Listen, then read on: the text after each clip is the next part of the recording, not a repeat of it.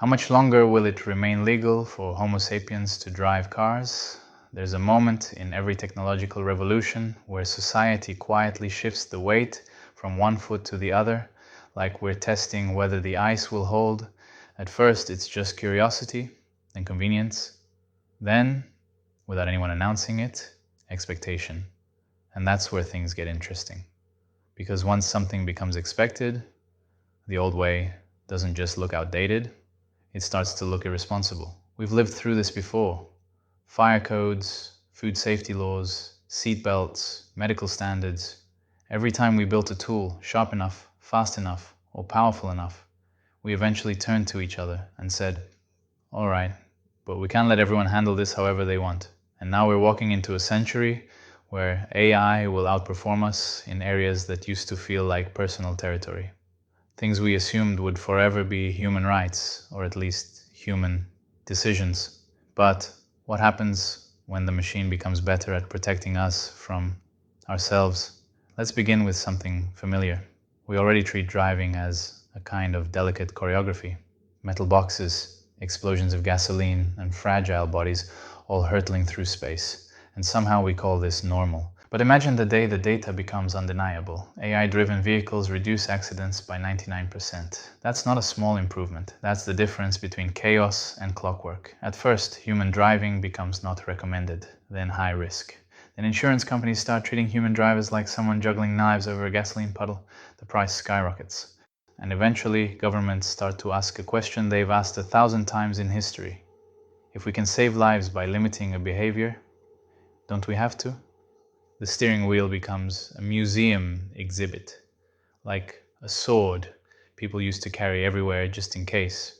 Driving manually won't vanish overnight, but it will shrink to the corners of society. Private racetracks, special zones, nostalgic communities clinging to combustion engines like vinyl collectors clutching their records. People won't be banned from driving because the world becomes authoritarian. They'll be banned because the world becomes data-driven, and data has no patience for our romantic attachment to being behind the wheel. Now take that same logic and apply it somewhere far more emotionally charged. Picture a future where AI doesn't just detect genetic disorders, it constructs genomes like architects design skyscrapers. No illness, no hereditary diseases, no tragic surprises buried in DNA. At first, it's optional, then strongly encouraged. Then couples who choose not to use it face endless paperwork, disclaimers, psychological evaluations, because suddenly they're seen as people who brought a child into the world while ignoring a technology specifically designed to prevent suffering. And again, society leans toward the same question. If we can prevent avoidable harm, aren't we obligated to? This isn't about dystopia, it's about the logic of safety stretching into new domains. We already regulate medications for pregnant women. We already screen for genetic risks.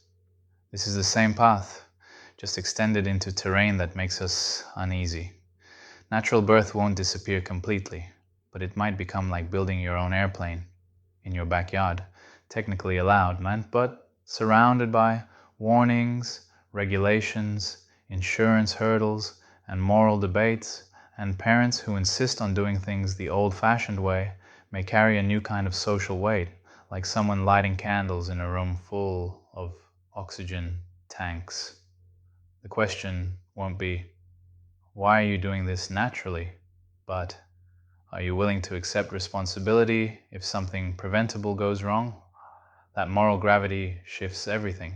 And now follow that same line of thought into something as small as the bacteria in your gut. AI will know your microbiome better than you know your reflection. It will predict how one slice of cake changes your mood tomorrow, how one burger might trigger inflammation a week from now, how one nutrient deficiency could shape your lifespan. Food becomes mathematics, meals become medicine, and nutrition stops being a guessing game and becomes a prescription. So first AI says, here's the optimal diet for your biology. Then health insurers say, if you don't follow this diet, your premiums increase. Then lawmakers say, if certain foods dramatically increase public health care costs, shouldn't we limit them for the people most vulnerable to them? Suddenly your plate isn't just personal, it's political. Sugar becomes controlled like tobacco, certain foods become age-restricted like alcohol, and eating whatever you want might feel like smoking in a hospital lobby, technically possible, socially unthinkable. The world won't ban foods because it wants to control you. It'll ban them because algorithms will show over and over again that certain choices shorten lives and strain public systems. We've already restricted trans fats, we've already taxed sodas, we've already banned raw milk in many places. AI just accelerates the logic behind all of that. There's a pattern hidden inside these questions.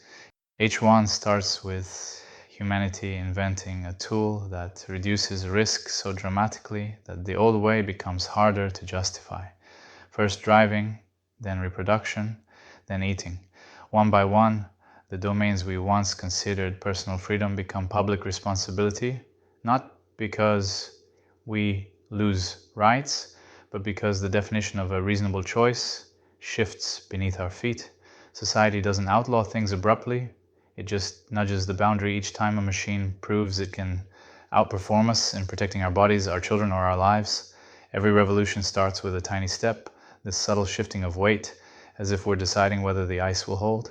Today, we're taking that first step, trying out AI driving, trying out genetic screening, trying out personalized diets, and the ice feels solid, safer than anything we've walked on before.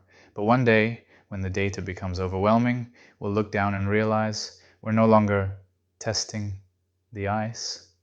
We're already walking across the entire frozen lake, because the moment society decides the safer path is obvious, the old path stops looking like a choice and starts looking like a risk no one wants to take. That shift, soft, gradual, unnoticed, is how the world changes long before anyone declares it changed. If you like this kind of content, please share it.